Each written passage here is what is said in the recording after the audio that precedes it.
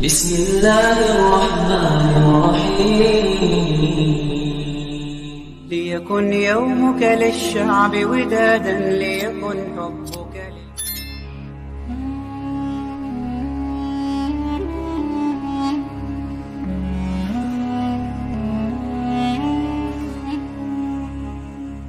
Assalamualaikum warahmatullahi wabarakatuh. Syukur alhamdulillah kita bisa berjumpa lagi di channel ini.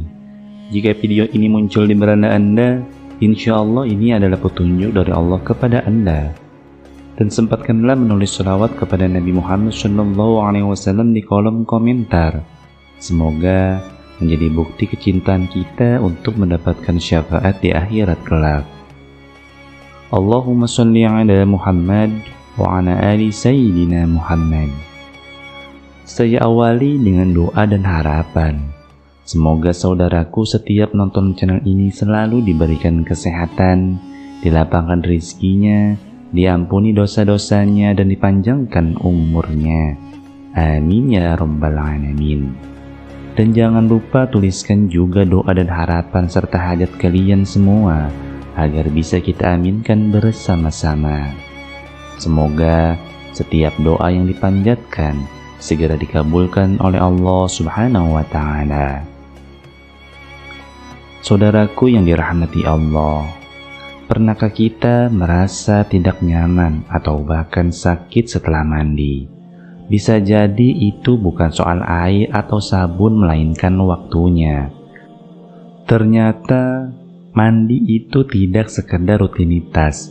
Ada waktu-waktu yang justru bisa membahayakan tubuh jika kita tidak berhati-hati. Dan yang mengejutkan, ajaran Islam serta sains modern ternyata sejalan soal ini. Mandi adalah bagian penting dari kehidupan kita, lebih dari sekedar membersihkan tubuh dari kotoran. Mandi juga membawa manfaat besar bagi kesehatan fisik dan mental. Tubuh yang segar, pikiran yang tenang, semua bisa dimulai dari air yang mengalir membasuh tubuh kita. Namun, tak semua waktu cocok untuk mandi. Dalam Islam, kebersihan adalah bagian dari iman, tapi Islam juga mengajarkan kita untuk menjaga tubuh. Tidak hanya dari najis dan kotoran, tapi juga dari hal-hal yang bisa melemahkan atau membahayakan. Ada waktu-waktu tertentu yang sebaiknya dihindari untuk mandi, karena bisa memberi dampak negatif bagi kesehatan. Mandi di waktu yang salah bisa mengganggu fungsi tubuh, bahkan dalam jangka panjang dapat memicu gangguan kesehatan. Maka, memahami waktu yang tepat dan yang sebaiknya dihindari untuk mandi bukan sekedar pilihan. Itu adalah bentuk tanggung jawab kita dalam menjaga amanah tubuh yang diberikan oleh Allah Subhanahu wa Ta'ala. Kita hidup di zaman di mana informasi mudah diakses, namun tidak semua informasi membawa kebaikan. Tapi saat Islam dan ilmu pengetahuan berbicara dalam satu suara, itu adalah sinyal untuk kita lebih peduli. Karena kadang satu kebiasaan kecil yang salah waktunya bisa berdampak besar. Dalam video kali ini kita akan bahas secara mendalam waktu-waktu yang dilarang untuk mandi menurut ajaran Islam. Penjelasan medis tentang mengapa waktu tersebut berisiko, dan tentunya kapan waktu terbaik untuk mandi agar tubuh kita tetap sehat dan bugar. Simak baik-baik, karena bisa jadi kebiasaan yang selama ini kita anggap sepele justru menjadi akar dari rasa tidak enak di tubuh yang sering kamu alami. Yang pertama, setelah maghrib. Waktu maghrib adalah waktu yang sakral saat langit mulai gelap, saat kehidupan berangsur melambat, dan saat hati mulai tenang untuk menyambut malam. Namun justru di waktu ini ada satu kebiasaan yang sebaiknya kita hindari, yaitu mandi. Beberapa ulama menyampaikan peringatan berdasarkan riwayat dari Nabi Muhammad SAW. yang menekankan bahwa mandi setelah maghrib dapat membawa mudarat, bukan manfaat. Meskipun tidak ada larangan yang bersifat mutlak, ajaran ini bukan tanpa alasan. Dalam Islam, setiap anjuran selalu membawa kebaikan bukan hanya bagi ruhani, tetapi juga bagi jasmani. Selepas maghrib, tubuh manusia mulai memasuki fase relaksasi. Ini adalah waktu transisi dari kesibukan siang menuju ketenangan malam. Sistem tubuh secara alami menurunkan suhu inti, metabolisme melambat, dan pikiran mulai bersiap untuk beristirahat. Mandi terutama dengan air dingin justru bisa mengganggu proses ini. Bayangkan tubuhmu yang mulai rileks tiba-tiba harus menghadapi perubahan suhu yang drastis. Air dingin membasahi kulit yang hangat, otot yang mulai tenang kembali menegang. Sistem saraf terkejut dan aliran darah pun terganggu. Itulah mengapa sebagian orang merasa tidak enak badan, pusing, bahkan menggigil setelah mandi malam. Dalam jangka waktu panjang, ini bisa memicu gangguan tidur, menurunkan daya tahan tubuh, dan meningkatkan risiko penyakit seperti flu atau infeksi saluran pernapasan. Lebih dari itu, waktu setelah maghrib adalah momen yang sangat dianjurkan untuk mendekatkan diri kepada Allah. Waktu untuk menenangkan jiwa dengan doa, zikir, membaca Al-Quran, bukan waktu untuk kegiatan fisik berat seperti mandi, yang justru bisa mengalihkan kita dari suasana khusyuk itu. Mandi memang baik, tapi waktu harus tepat.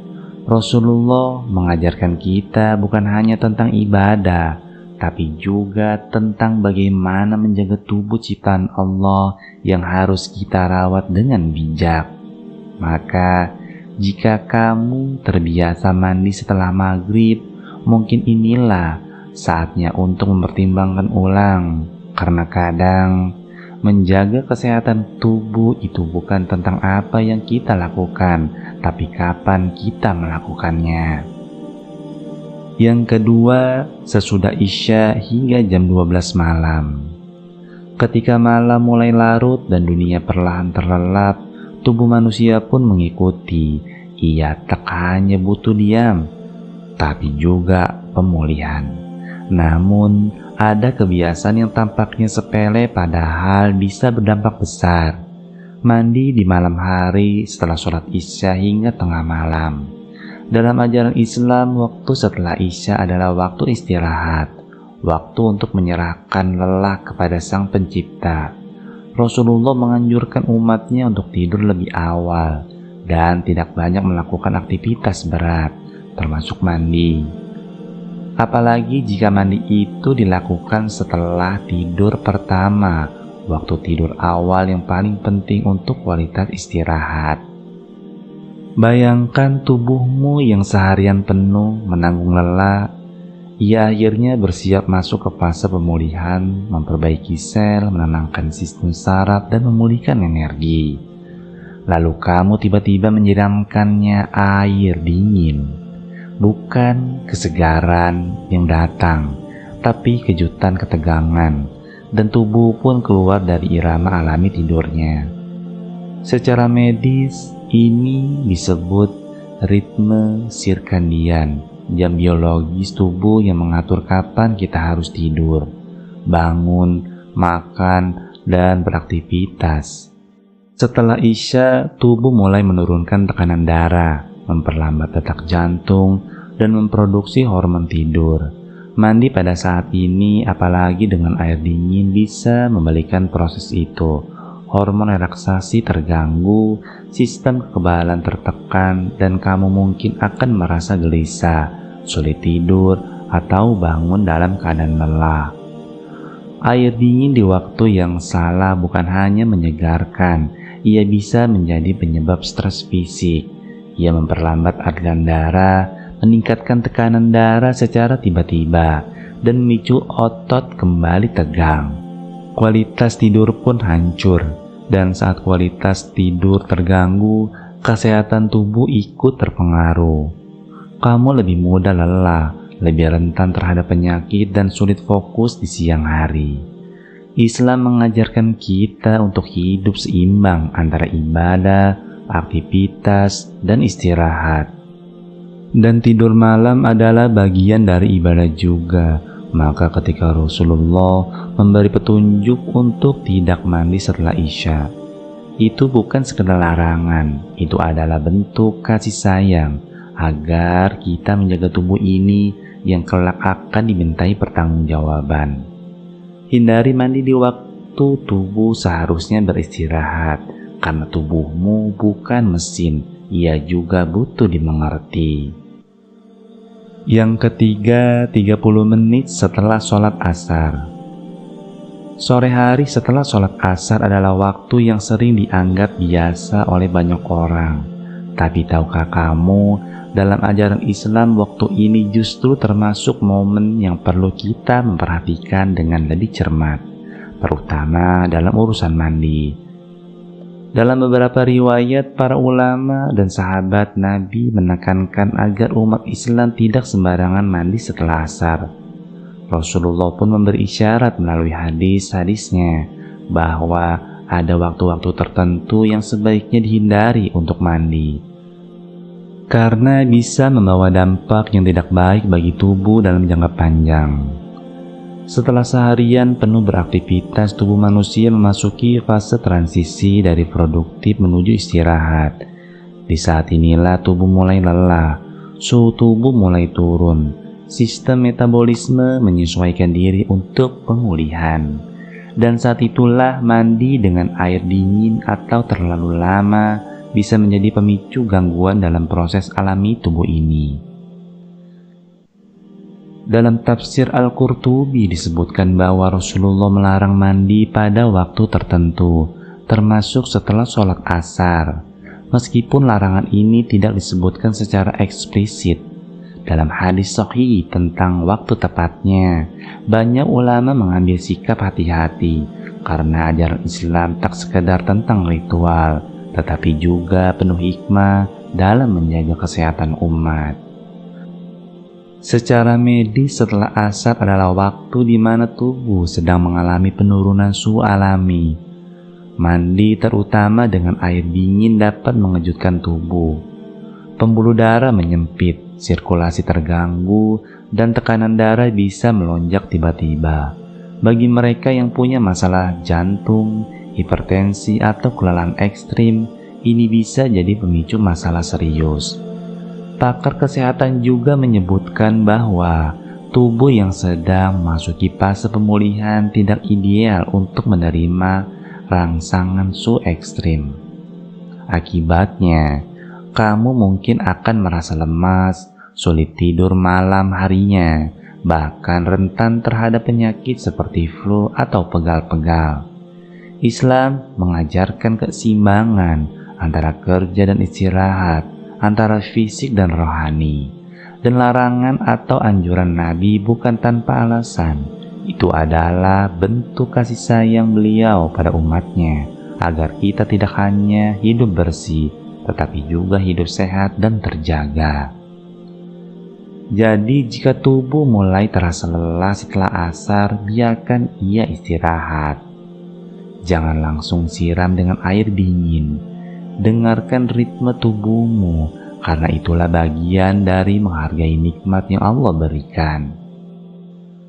Saudaraku Islami beriman, berikut adalah waktu yang tepat untuk mandi menurut Islam dan medis, yaitu pagi hari atau subuh. Pernahkah kamu merasa hari terasa berat, tubuh lesu, dan hati gelisah padahal belum banyak melakukan aktivitas? Mungkin ada satu kebiasaan penting yang kamu lewatkan, mandi di pagi hari, tepat setelah sholat subuh. Dalam Islam, setiap detik di waktu pagi adalah detik yang penuh berkah. Rasulullah bersabda, "Ya Allah, berkahilah umatku di waktu paginya." Dan salah satu amalan yang seakan sederhana tapi besar pengaruhnya adalah mandi di pagi hari.